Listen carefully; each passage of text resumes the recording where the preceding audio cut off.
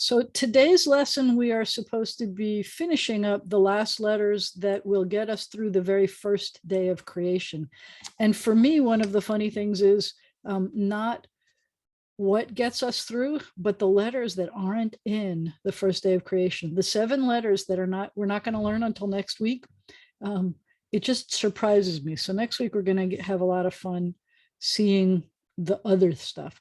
So I'm back to the Rabbi Jana Hebrew Doc homepage, and I played with it a lot. If you go to the Hebrew from, well, let me see if I can turn this into my pointer, my cute little spotlight, my little red dot here. If I go from Hebrew from day 1, see how it says new, easy to use web page design? I have been working on it and working on it. Take a look at this. If you use this to learn Hebrew, like going back to kindergarten, as you said, you may want to do, this is easier to use. It says, it tells you, sir, ma'am, who spoke? Oh, oh, my internet connection was unstable. Sorry. Yeah, plop that in the chat too. That's easier. I'm sorry about that. You know, it's not supposed to happen, and I apologize. So this is easier to use now. If you're back in kindergarten or you want to share it with somebody else, or there's something you want to find, I think you're going to find it easier now. I've made this giant. I'm here at 150%, just so you could see everything. But it says learn to read the Hebrew, and it says start here. The first thing I'm going to show you is Aleph Bet things. There's an introduction to Aleph Bet video. There's the Aleph Bet singing video. You can print the Aleph Bet song. You can print the flashcards and blah, blah, blah. And it tells you what to do when you click on it. And then there's vowels. So it's easier to find each thing. If you wanted to go back and just practice vowels, there's my little picture on there. Don't ask me why. It's because it's posted on my website. So I started to get conscientious about that. And some things I actually moved over to my website instead of the B'nai Zion website. I'm not embarrassed either way. So here's the vowels, the video that shows, and I am working on things. I'm making more learning tools for these things. And then we get to lesson 1. And the only video that's posted right now is the one from 2015. And that one I was in the sanctuary. That's not even one from a Zoom or anything. That one was the sanctuary. And then when you click on these things, it's just like what we had on our webpage. This says print day 1, chapter 1. So it's easier to find the chapter. You click these lessons and you get to the lesson for each thing. There's practice, which is a video. There's maybe I have to say that's a video. And then there's matching and Quizlets, and we're going to keep going down. Once we get to halfway, I did a halfway done fun. And we've got a new Aleph Bet song, which we did last week, if you remember, and you can print some of these things and they help. So then we did lesson 4, and I'm still missing something important from lesson 4, by the way. I'm missing a video, the show me type video for the ayin. But today we're on lesson 5. And then after lesson 5, we have all of these really cool Genesis, all of Genesis stuff, including things like, if you click on this, you get to see what it looks like in a Torah scroll. Come on, reset. This is Genesis in a Torah scroll. This is the scroll from B'nai Zion. It's the one that's kosher. It is gorgeous. I just wanted to show you. So in the Torah scroll, there's hooks on some letters. These are hooks. They're called tagim. And the tagim, the story that I heard, and the Sofer, I'm friends with these guys that are the Sofrim and the company that makes Torah scrolls. And they don't like it when I tell this story. They have other stories, but I love this story. If God used words, and the words were made of letters to create the world, these letters all want to go back up to Shamayim, back up to heaven, let's say. And these hooks keep them on the page. That's my story, and I'm sticking to it. But in this scroll, if you look even down here, you'll see that over here, these are, and some letters get 3. They're each, it depends on where it was written. There are some traditions where there are some letters that get 1, and some letters get 2, and some letters get 3. If it's got 3 different kinds of tagim, then it's usually Sephardic. But this is an unusual Torah. I can share some of the details, but take a look. This is what it looks like, and only some letters are allowed to have it. When you get to the end of the line, it has to be flush right and flush left. You get to the end of the line. If you have too much space left over, you still have to be flush left. So there are certain letters that are allowed to be wider. So for example, obviously the Tav and the He and the Resh and the Lamed are allowed to be wider. And then I want you to show you that when there's space, because this is the end of the paragraph, when there's space between lines, this is what it looks like in this Torah scroll. They have these cute little three-pronged little things, but when it's at the top, when there's lots of space, each of those three have three of their own. It's just magnificent. This specific Torah scroll also has mystical things. When you get to the end of the Torah, there's these really cool mystical things, but at the beginning of the Torah, you see this. You also see, and we've been talking about it, how the first letter of the Torah is larger. So far, I think we can read Bereshit bara Elohim. And I think that even though there's no vowels in there, you can read this, right? You could do Bereshit bara with your eyes closed. So there's no way you can't read that, even though it doesn't have vowels. And that's what this looks like. And we know where the phrases end, because I've been trying to teach it to you, the phrases where the trope marks helped us. Bereshit bara Elohim et hashamayim ve'et haaretz ve'haaretz hayata tohu vavohu v'choshech al panei tahom v'ruach Elohim merachefet al panei hamayim vayomer Elohim be light vayior, and light was vayar Elohim et haor, and that's as far as we can go. We're going to learn the rest today. We didn't know this. We didn't learn this one. So that's on this page. There's lots of other stuff. Play with this. There's also this past year, while we were still online a little bit, I did a sermon of all of the nuances from day one that I love to teach about the sounds and the shapes of the letters and all of that. And I put it into this kind of a sermon. And so that's on here also. And then next time we'll continue with the Decalogue. And at the end, there's all kinds of fun practice things for the whole alphabet. So I did not yet update our page because this does it for us. So I'm going to start with the text, and we already know we can read all of that because we read it from the Torah. And then we're going to get to this. And once again, I'm going to show you that all of these letters that are outlined are letters that you can already read. It's only a few letters that you cannot read. And I'm just going to take them in order today, I think. So as usual, I've got to get to my little box and I've got to get to my thing. And we're going to almost don't have to show you the difference between the block letter and the script letter because they're almost identical. Let's try anyway. Let's go to a color we like. So the block letter may go across the top of the box and down, and that's a block kaf. You can see it here. The cursive is going to be more like, I'm not going to say that, I could say it k for a C, like a letter C, it's going to be rounder. And it has to have a cough drop in the middle. So we've had 3 different kinds of dots so far. We had the belly button or the ball in the belly. We had the pill for the pay, and now we have the cough drop. And there's a reason why we have a cough drop. Each one of them was chosen, those mnemonic devices were chosen to help you remember the pronunciation. The reality is each of them is just a dagesh, which means a dot in a letter. They serve a specific purpose. There's 2 kinds of a dagesh. One of them does make a sound that goes from a smooth fricative to a hard plosive sound, but that's not something you have to remember. I just want you to remember this. Take your hand and curve it like this. Make a curve with your hand. Curve the palm of your hand. The word for palm of your hand is kaf. And then I want you to, and I don't want you to do this in real life, but I want you to cover your mouth when you cough.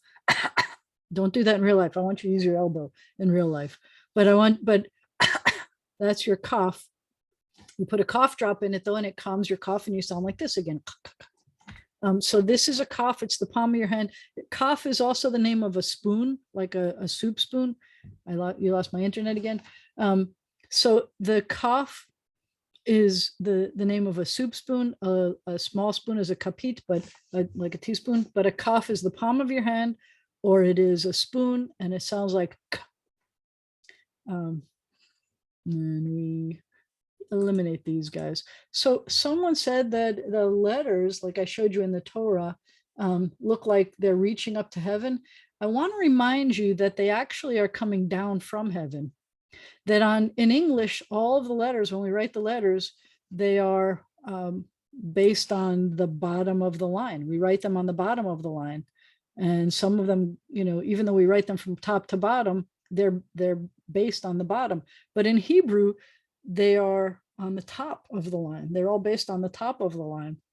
We even have things like the little yud that's just dangling from the top of the line. So it feels like the letters are coming to us from heaven. I mean, you're welcome to say it either way. You want to feel like they're still going up, that's fine, but they're tied down. They can't go up anymore. All right, so I want to remind you that if you go back to this page and you click on this cough, then you will see the different versions of the right. It says curved with a cough drop. And then you can click on these things and it will do the practice with you. Where are you? Come on, play. What's going on? Maybe it's broken. I don't hear any sounds coming from this. Oh, there you go. Now they're all going to come up. It had to load. Sorry. It takes a moment to load because the audio loads slower than the visual. So all of these, you can practice each one. It is a beginning of the syllable letter. I'm not touching anything. It's still left over from all my clicking before. So it's going to be ka, ka, ke, ke, ki, ko, ku, and ka. And it's kind of like the letter K, okay? Or I hate to tell you this, the letter C. The letter C sounds like ka. It does. Sometimes it doesn't, but it also sounds like ka. So all of the usual stuff. Learning the kaf. And then in our text, we also have these words. So let's practice the kaf by using the words. That might be more fun. And these are, so the way to say all or all of is, I love this word because remember how we say, how do I know that it's the saddest, most misunderstood vowel? This one is extremely common and it will always sound like call, and it rhymes with all, call, which is the way Marla learned it. It's not like coal, although some people pronounce it that way. It's call, sounds like call, sounds like all, and it means all or every, or it means all of something. If I wanted to say mishpacha is family, and I want to say the whole family, I say kol ha-mishpacha. So call, all. This one is a fun one. This one's just for Bentley. It's not for Smoochykins. No, even if Ron calls him a puppy. It's an which means that the accent's on the first one. We already know that. And this is kelev. Kelev. A kelev is a dog. Kelev is a dog. Here's a funny thing about kelev being a dog. If I change the vowels, lev means heart, by the way. This is, Valentine's Day week and National Heart Month and things like that. Lev means heart. It sounds like love. If I said kelev, it means like a heart, which means sincere. So are dogs sincere? Yeah, kelev. Although there's also the biblical name Caleb, which is spelled exactly like this. And for my wedding, I commissioned someone to crochet some kippot for the people who are participating in the service, including my ex and his brother and his father. And it turns out, so his name in Italian is Franco. So the Chabad gave him the Hebrew name Kalev because Franco means sincere, frankly, and Kalev means sincere. But when we were writing it out without any vowels, I said, why did you decide to choose your name as a dog? Why do you want to be called a dog? So we have all this fun with how all the words work, but there's different ways of thinking about all of these. So this word means already, and the word is kvar, kvar. Kvar means already. I already ate my breakfast, and how come I'm still hungry? Kvar. And those are our words for this. Let's go back to a little bit down, smaller, and let's get to our next letter. Come on. And I'm doing them in order that they come. It's not necessarily the most practical order to teach them today, but this works. I am going to do my usual, turn this into a box shape and a yellow box shape, make it yellow. And we're going to have two boxes. I am not going to lie to you. I probably shouldn't tell this to you, but this letter is the letter that 90% of my students cannot remember after we're done. Don't ask me why. I mean, I do know why. Most of the time it's included as the very last lesson. It is not for us. Sometimes it's the lesson that everybody misses. It is not. You're all here. So I'm going to show you how to never forget this one. This one, to draw it, you start here, you go here, come down on the bottom and up. And I want you to notice that there is what I call the tear at the top. That's a tear at the top. And I like to talk about the fact that this reminds me of the Israeli drip irrigation system, which is one of the coolest things. I was on a kibbutz that used it, where they dig a trough, they put a hose in the middle of the trough. The hose has little holes in it, and the holes are sized and spaced appropriately for the crops. And then they plant their seeds on both sides of the hose, and then they put a sheet of plastic over it, and then they cover the sides beyond the trough. They cover the sides with a lot of dirt, and then it becomes like a mini greenhouse, because if you're in the middle of the desert or the prairies or whatever, it's really hot. And if you try to water anything, then the water will evaporate. And sometimes it's so hot that it evaporates practically before it gets to the ground. So when some people, like if you go out Midwest in America and you see fields that are being watered, a lot of times it's what's called a mamtera, a watering thing. And it goes like this. And there's even a mamtera dance that goes like this, a folk dance, an Israeli folk dance that shows you how you water fields, but not in the desert. In the desert, you do this and the water will evaporate before it hits the ground sometimes. So in these situations, you've got the trough. I realize that you can't see me at all, can you? So I'm going to draw this. You've got this hose that goes in the middle of a trough, and you're going to plant little teeny seeds along the way here on each side. And the trough has appropriately spaced little teensy holes in it. Well, look, there's a watering hole thing. I don't know if that's going to work. It's got little teeny holes in it. That looks like a watery thing that are appropriately spaced. And there's plastic. So this time when the water is going, it hits the plastic and it becomes like a greenhouse, and it rains back down, and it just keeps recirculating until it gets to the plants and takes care of it.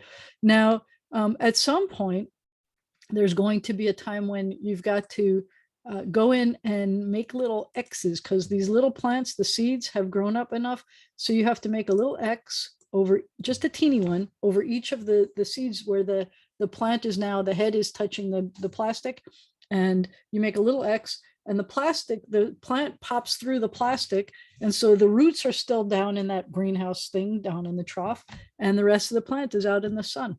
And it is an amazing thing.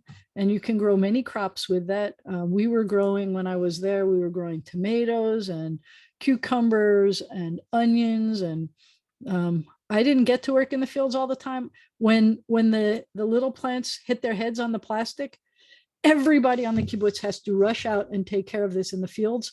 And so I was there for that. But let me tell you, the people who were having to harvest the onions, they smelled terrible when they came back to the dorms. They smelled like onions. Tomatoes, let me tell you, one of the most amazing things is eating a fresh tomato right off of the vine.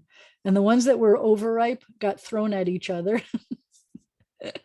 And the ones that we had to pluck to sell or distribute are the ones that weren't quite ripe. So we were allowed to eat as many as we wanted. Well, but I think the soaker hoses that you get were designed in Israel. And the system is called the Taftufot system because it's got this little water thing is coming out of it. That's supposed to be, no, that was supposed to be blue. That's not fair. Go away, be blue. I was being so good at this. Taftufot, which means the drip irrigation. One drip is called a tipa, and it comes from the tet. Now, you've already learned a tav. Why are there two T sounds in Hebrew? And the answer is they're not the same sound. Officially, they are two different sounds. The tav is made when you take your tongue and you splat it on the roof of your mouth. Tav, behind your teeth.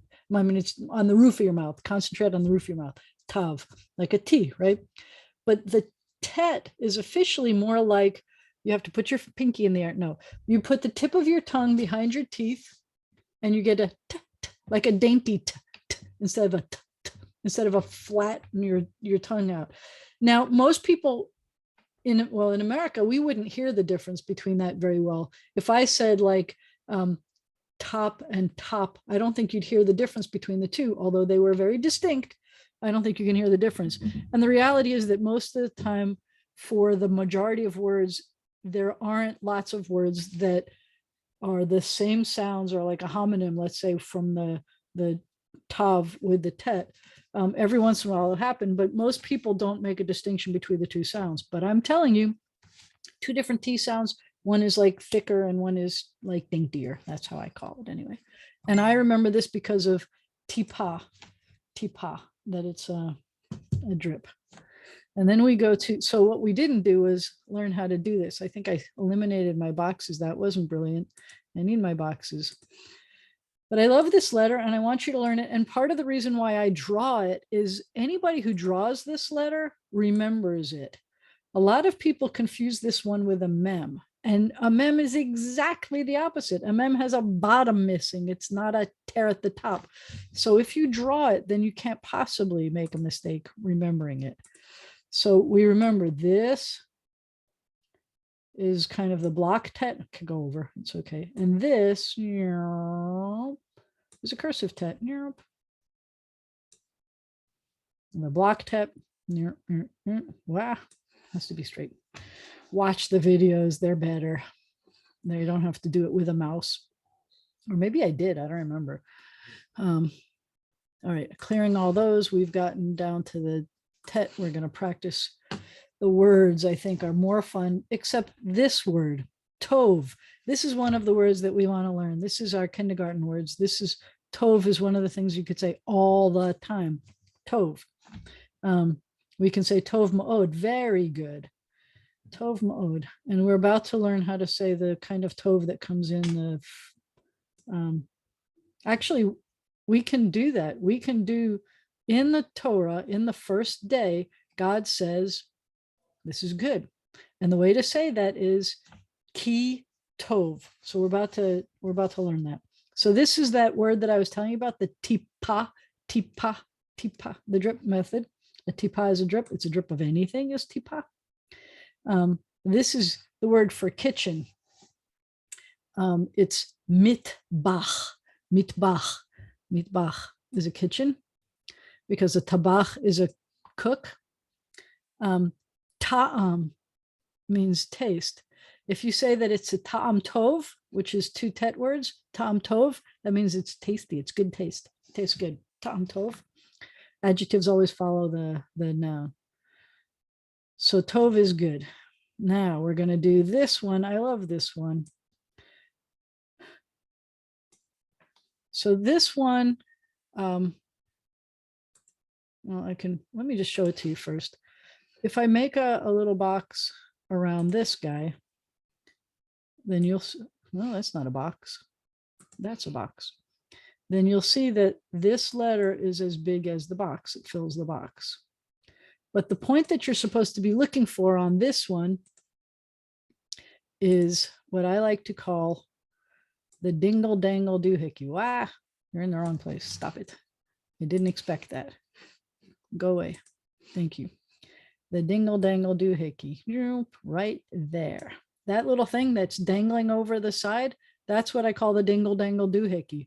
And it sounds like a duh, this letter. And this letter represents a Dalet, which is a door. So can you see a little doorknob in here? And so it looks like a door, and it sounds like a duh, and it has a dingle dangle doohickey. And I'm going to show you how to draw it. So if I do it's essentially, I don't even know if I have to make my box. I just showed you that it fills the box. So you're going to make a line, and you're going to make sure that there's a dingle dangle doohickey that comes off the line. The cursive is really fun because it's squiggly. So the cursive is like this. And you may remember that tzadi was a little bit like this, but the tzadi goes above the line and then keeps coming like that. But the Dalet is going to fill up the box instead. And I'm going to undo that so you can't see the tzadi. Yes, ask your question, Anita. Inside the parentheses, why is there a dot in the Dalet? I am glad you asked that. So, and that's, by the way, the name of the letter is Dalet. You now know 3 consonants where if you put a dot in it, the sound changes. You know the bet to the vet, you know the pay and the fay, you know the kaf, and I think you haven't gotten the chaf. I think the chaf comes today. Let me check. I'm pretty positive. No, you got a kuf. You don't have a chaf. I think the chaf comes next week. So there's 3 letters that change their sound with a dot in it, and you may have learned another one. The tav would change its sound from a t to a sa. These letters are what I affectionately call the Beged Kefet letters. Those are there are 6 consonants that whenever they come at the beginning of a word or syllable, they're supposed to have a digation in them. And the 6 letters are Beged Kefet, Bet, Gimel, Dalet, Kaf, Tav. Some of those letters don't change their sound anymore, so we don't worry about them very much. But if you see a Dalet at the beginning of a word, you should always see a digation in it. And if it's at the end of a word, you should never see a digation in it. And if it's in the middle of the word, you should see a digesh. But I don't want to talk about all the rules about digesh. I'll tell it to you. Some of you, I want you to go like this, la, la, la, la, la, while I'm telling it to you. But you get a digesh at the beginning of a word or syllable, but you can never have a digesh after a moving shva or an open syllable. So, which means a long vowel. And we're going to talk about that at some point, but you got to know words. You have to be like in 2nd grade to learn some of the grammar words rules. So then, no, I think we skipped some. All right, we got the Dalet. Let's do the words for Dalet. I guess we'll go backwards. I'm not going to do the da da da da dee dee doo doo because you already know it, and it's going to make me say doo doo, and I don't want to do that. So this word is the word for servants or slaves. We sing about it a lot at Passover. Avadim hayinu hayinu atab nechorin. We were slaves and now we're free. So this word is avadim. So the im ending is a plural. Berta knows, maybe Bubby knows, maybe Marla knows that this was a segolate, an word, eved, that when you made it plural, it goes to a moving shva, and you can't have a moving shva under an ayin. So we have to put that. All you have to worry about is, because it was propretonic reduction of the kamats, I love saying that, but all you have to remember is, at least I made Berta laugh, is that if you see this, it sounds like ah, and this is a kind of silent letter. So it's ah, and this is a vet with a void in the middle, va, and then you have the dingle dangle doohickey, dim, avadim, and it means slaves or servants. And then we have the word for door, which is Dalet. It's an es, so the accent's on the first syllable, and it does have a digation, the Dalet, because it's the beginning of a word. It's a beged kefet at the beginning of the word. And this one is another beged kefet at the beginning of the word, and the word is davar. The word in Hebrew for word is davar, and the word in Hebrew for thing is davar, because if I can say the thing, whatever the thing is, that's the word for the thing. So it's not surprising that it's the same word. And the word for there's a word for I speak Hebrew, for example, which you can say now. If you are a guy, you can say ani, which means I, ani medaber, I speak, ani medaber ivrit, I speak Hebrew. If you're female, you say ani medaberet ivrit, I speak Hebrew, ani medaberet ivrit. I hope you're practicing those. Ani medaber ivrit if you're a guy, ani medaberet ivrit if you're a girl. Speaking, the word speaking comes from the word for word. I should have had those for you, shouldn't I? Yeah, I should. All right, so we've already learned the narrow nose nun, this one. But this is the nun that comes at the end of a word. I always like to think that at the ends of words, 4 out of the 5 of the final consonants look a lot like the shape of a, let me show you, we'll do this again. This is the box for a nun. It's only going to take up a little bit and it's going to go below the line. It's going to take up half of the right. It's going to go below the line. The narrow nose nun would have looked like this, where it would start over here, but it's going to end with a nostril here. I always like to think that the bottom here just drops down. And that's what most of the final letters look like. So this is the, it goes below the line. It's at the end of a word and it's a nun anyway. So there are 5 consonants that are going to take a different shape at the end of words. And nun is one of those 5.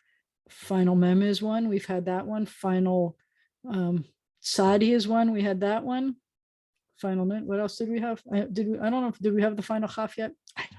There's a final chaf and there's a final fe. That's them. And if I'm telling you something you're not allowed to know yet, I'm sorry. You're old enough to hear these things. So we're going to, there's information in there, but I'm not going to worry about it. I'm going to show it to you in a second. Good words to know. Can means yes, can. And here's one. I learned to say cane. That's how I learned how to say yes. Any Israeli is not going to say cane. It makes my heart hurt. They're going to say ken. That's what they're going to say. That A vowel that I learned as an A, that Sarah, is always going to be an F for them. And when they say that, I'm like, really? That's how you say it? That's how they say it. I have polled a lot of people. There was a woman who lived here when I moved here, who was an Israeli 2nd grade teacher. And that's what she told me. She told me that this vowel that I learned as an A is always an E. On the other hand, when you see the E with a Yud, then it turns into A. That's always an A. When there's an E with a Yud, it's always an A. But when it's all by itself, you're going to hear me say Cain. I can't stop myself sometimes from saying it the way I learned it. The word ain means there isn't or there aren't. So for example, I could say, ain yiladim po, there are no children here, ain yiladim. And so it's there is or there isn't or there aren't. It's the same word for singular or plural, ain. And then there's the word, we know this word, we learned it, but we haven't seen it. The word ayin. Remember when we talked about the name of the letter, I told you that ayin means I, ayin, so it's got a final nun in it. And this is how you spell the name Canaan. You wonder why there's 2 A's in the middle of it in English. I wonder too, because it's here. So it's Ka-na-an. The way to say Canaan is Canaan. That's Canaan, Canaan. And that's why they got the 2 A's in there. And then we've got one more letter, and then we will have learned every letter for the first day of creation. So this one is called a kuf. This letter is the only one that isn't a final letter that goes below the line. So I'm going to make my box over here first. And then I don't remember if I showed you how to make a final nun. I did not. I have to show you how to draw a final nun. Let me do the kuf and then we'll go back. I'm sorry. So the kuf, I think it looks, I like to tell you because I want you to see what I see. I like to tell you that it looks a little bit like this is how you draw it. And then you do this kind of like, oh, that's good. Kind of like a resh. And then it goes down below the line. The cursive is is rounder, but that's not supposed to go that way. Come on, mouse, be nice. So even if you draw your block the way you draw your cursive, you're fine. But I like to tell you that it looks a little bit like a Q. Can you see a Q here somehow? No. I like to tell you it looks like a Q because it sounds like a Q. Some people pronounce it like a K, like a cough. Cough is a K. I'm going to tell you that this one's a Q. Again, if you pronounce them both the same way, no one is going to laugh at you. No one is going to laugh at you. But we do not have an alphabet where two letters sound the same. So the kuf sounds like a Q, not QU. It's not kuf, it's kuf. So imagine, I mean, try to say these words. Try to say king and queen, king and queen. If you say king, you see that the sound is coming more in front. And when you say queen, it's coming from all the way in the back of your throat. Two totally different shapes in your mouth to say the k for king and the k for queen. That's the difference between the kuf and the kaf. But if they're both K sounds for you, that's fine. It is the only letter that is not a final letter that goes below the line. So I'm going to clear all these drawings and I'm going to show you how to draw a final nun. I should go back up to this page so that I'm not really confusing you more than I already am. So the letter final nun, it's not going to surprise you how we draw it. I'm going to make my little box. I'm going to try to make it yellow. We're going to do 2 boxes here. 1, 2. Wow. We're going to turn this into a drawing thing. I'm going to make it a color you can see. So the final nun, as you know, goes something like this. There's going to be a little bit of a dingle here, and then it's going to go down the line. Final nun goes like that, and it's going to go below the line. The cursive final nun is just going to be a line. It usually goes this way more than that way. Sorry about that one. It either goes straight down or it slants a little bit to the next letter. It's going from right to left. This one is terrible. Hold on. I'm going to erase this one. I'm going to start all over again on this one. You don't want to go that way. You want to go this way, straight down. Or a little bit of a curve and below the line. So that's your final nun in cursive and in block. And now we really can read all of the Torah. So I can show it to you in a variety of ways because we have all of this extra material here. You have practice stuff, practicing lesson 5, matching and Quizlets, but then you've got this really cool stuff. You've got flashcards of it. I've got a version where you can see this with the vowels and the trope in green. I don't remember what possessed me to do green, but let's try. Let's make it big enough to see. But there was also, as you saw, vowels with no trope, because that's the way that some people here prefer it. So the trope doesn't get in your way. So the blue is vowels with no trope. So let's try it like this first. Bereshit bara Elohim et hashamayim ve'et haaretz. Now, so this is broken down by phrase, but you can't tell why. You just have to trust me. Ve'haaretz hayeta tohu vavohu. Ve'cho, that's a double duty dot. Ve'choshech al panei tohu. I love that word. Veruach, remember this reverses the pronunciation. Veruach Elohim merachefet al panei hamayim. Vayomer Elohim yehi or. Vayhi or. Vayar Elohim et haor. And here comes the new part. Ki tov. Ki tov is a phrase I would love for you to know. Ki tov means God said it is good, but ki tov, ki in modern Hebrew usually means because. Like, why did you do that? You know, ki, because it was there. But ki tov is the expression. So it can also mean, and you will find it in biblical Hebrew to sometimes mean something that we would be more inclined to translate as that. that it is good. Kitov, that it is good. And God saw the light, that it is good. Kitov. I'm thinking if everything was dark and finally there was light, God could see. And you notice that the word for yar, to see, is made up with the resh and the aleph, and the word for light is made up with the aleph and the resh. That seeing light was good. Of course it was good. Everything was dark until then. So we've got kitov. And then God does something that kind of blows my mind. I mean, all of this blows my mind. This whole story. I love this story. And then it says, Vayav del, there's our Dalet, Vayav del Elohim.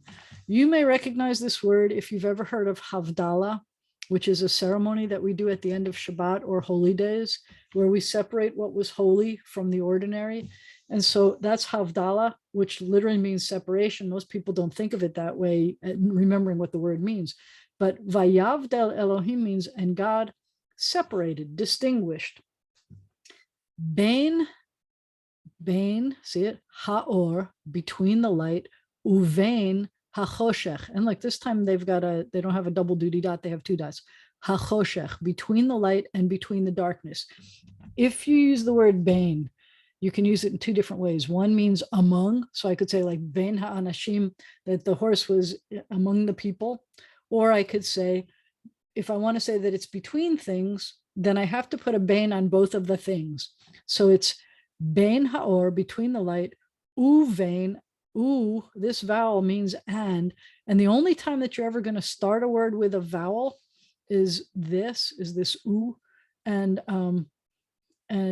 it will never be vu here. It's going to be uvein, and once we take a long vowel, I have to take that dagesh out. This is one of those dageshes that you have to put it in if it's at the beginning of a word or syllable, but you can never put one in after a long vowel. We'll learn that eventually, but bein haor uvein hachoshech means between the light and between the darkness. And so I don't understand what that means. How do you separate between light and darkness? Like in my world, I turn on the light switch. First it's dark. I turn on the switch. Poof, now there's light. I don't have to distinguish. It's not like I have to go in and say, no, you go over here in this corner. You other. I don't understand what it meant. And I love trying to imagine what it meant. And then it says, Vayikra Elohim, and God called Laor, to the light. God called to the light Yom. So when God calls to something, poof, it becomes its name. Many languages use the expression about calling, like me llamo Paco, y tú cómo te llamas? That was my first dialogue in Spanish. How do you call yourself? The most Romance languages do that. But in this case, God calls, and you have to call to. You can't just call light. So you have to call to the light, Yom. And I want you to feel how that word sounds. Yom. Yom. Say that word Yom. Yom means day. So someone who didn't know Hebrew, but has a PhD in linguistics, noticed that on the first day, God created something and called it Yom. And Yom is a sound that a baby can make. A baby, no matter where they grow up in the world, even if it's a click language, they can say Yom because those are suckling sounds. So we have God called to the light, Yom, Vilachoshech, and to the darkness, Kara, he called Lila. Lila is also a suckling sound because you're using your lips and you're using your tongue. It doesn't say night, which is not something that a baby is going to be able to say very consistently. God called the light Yom, and the darkness God called Lila, night. And then comes one of my favorite things, Vayhi Erev. This is a song we do. And it was evening, Erev, and it was evening. Vayhi Voker, and it was morning. Yom Echad. And Yom means day. Echad means the number one. So it means something like, and it was evening and it was morning, one day or day one, either one. It does not say first day. And I'm going to say that probably most of your translations think it says first day. And you know what? It was the first day, but it wasn't the first day until the second day was created. And right now, there was just one day, and all it says is one day. I always find it humiliating when someone introduces their spouse and says, this is my first wife, when they're still married to them. That's always embarrassing. They think it's funny, but it's not so funny. So if I'm saying this is day one, that's all there was. Physics perspective says there can only be time when two objects exist, at least two objects exist, and there's some kind of motion, so that you can say this was then and this is now and this is what happened later, and then there's time. But if all you have is one thing and it's not going anywhere, it's not doing anything, there is no time. And I think that's pretty cool. So we come out, I showed you that you can also see it with the trope marks. Bereshit, you know, the accents on the sheet. Bara, the accents on the ra. Elohim, that's an up and down, that means pause. And this says keep these two words together. Et hashamayim, and this says keep these two words together. The et haaretz. So we see this over and over again. We saw the green version, we saw the blue version. I showed you, so then there's this, because my Torah, my word processor can do that. I could take those same exact lines. Not only do I have to take out the, sorry, Lex, not only do I get to take out the trope, but I also get to take out I also can make it look like a Torah print. That's one of my fonts. And I showed you that some of these you can read without the vowels. People wonder, how do you read the Torah? How do you read Hebrew? How do you read your romance novels? And how do you read your cereal boxes without vowels? And the truth is, you don't really need those vowels. Have you seen those things where they jumble up the letters? You have the first consonant and the last consonant of each word, and all the letters in between are mishmashed, and you could do it anyway. Your brain is incredible. So I say, go on Wheel of Fortune and do not buy any vowels. That's just a waste of money. You know what it is without the vowels. And then I have these lessons, the colored version of it.